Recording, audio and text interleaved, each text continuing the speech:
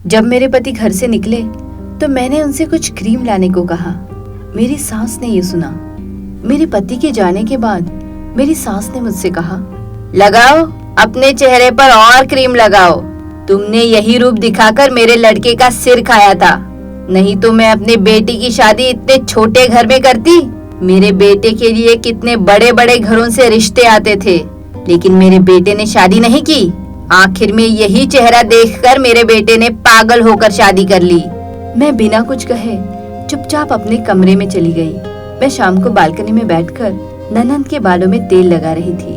मेरे बगल में मेरी सास बैठी थी।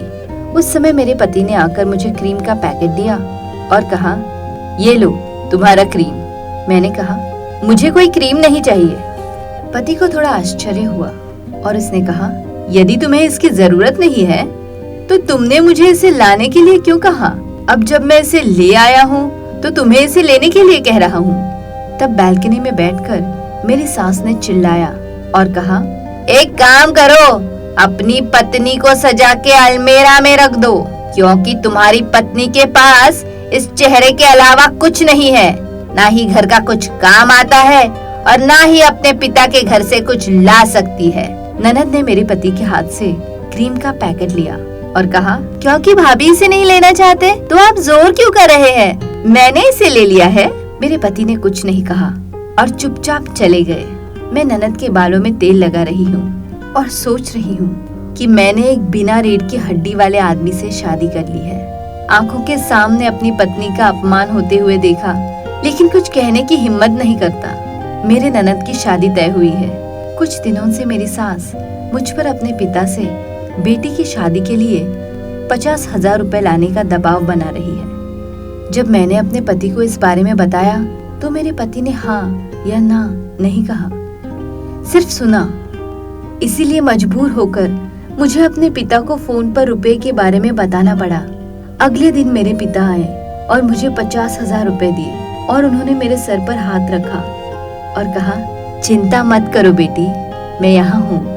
मुझे एहसास हुआ कि मेरे गरीब पिता को पैसे जुटाने के लिए कितनी मुश्किल हो रही थी। मेरे पास करने के लिए कुछ नहीं है सिवाय चुपचाप आंसू बहाने के। जब मैं तालाब में कपड़े धो रही थी, मेरी सास मेरे पास आई और मुझे एक और ढेर कपड़ों को धोने के लिए कहा। मैं उनकी ओर देखे बिना ही कपड़े धोने लगी। तब सास को थोड़ा गुस्सा आया और कहा, क्या तुमने अपने पिता को पूजा बाजार भेजने के लिए नहीं कहा था?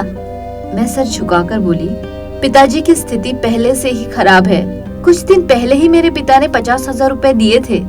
अब बाबा को पूजा बाजार के लिए पैसा कहाँ से मिलेगा? मुझे लगता है कि उसने 50,000 रुपए से सब कुछ हो गया। उन्होंने लड़की की मुफ्त में शादी कर दी।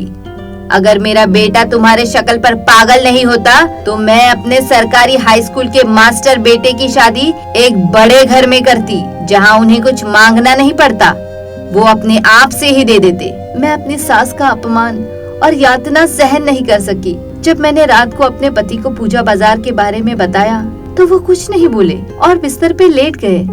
मजबूर होकर मैंने रोते हुए अपने पिता को फोन पर पूजा बाजार घर भेजने के लिए कहा। कुछ ही दिनों में पिता ने मेरे छोटे भाई के हाथों पूजा बाजार भेज दिया। इतने सारे बाजार देखकर मेरी सास को संतोष नहीं हुआ।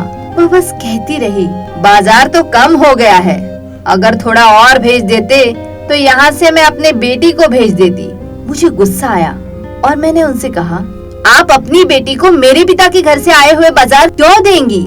अपने खर्चे पर अपने बेटी को पूजा बाजार भेज दीजिए। कुछ भी हो तो आप मुझे अपने पिता के घर से लाने के लिए कहती है। मेरे पिता के पास रुपए का पेड़ नहीं है जो आपने जब चाहा और मेरे पिता ने आपको पेड़ से पैसे दे दिए। आप अपनी बेटी की शादी करोगे, लेकिन मुझे अपने पिता के पैसे देने होंगे।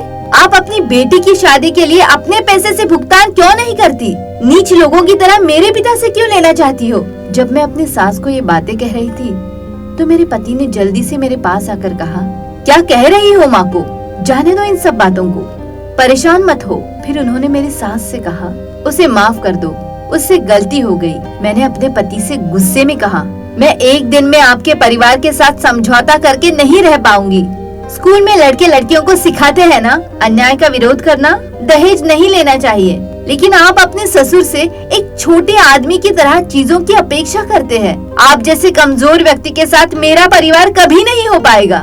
मैं अपने ससुर का घर छोड़कर गुस्से में अपने पिता के घर चली गई। मेरे पिता ने मेरे मुंह से सब कुछ सुना और मुझसे कहा, अपने दामाद को गलत मत समझो।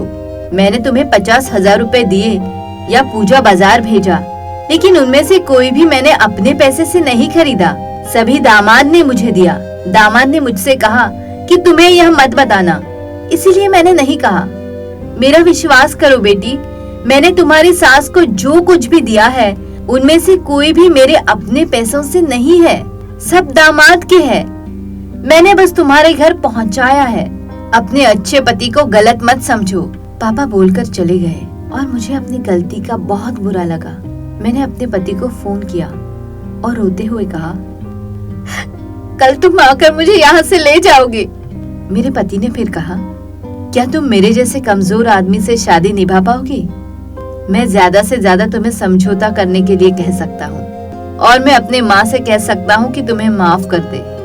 मैंने गुस्से में कहा, मैं क्या इतना नहीं समझती? कल सुबह तुम हमारे यहाँ आओगे। पति मुस्कुराया और कहा, और अगर मैं नहीं आया तो? मैंने हंसते हुए कहा, तो फिर मैं अकेले चली आऊंगी।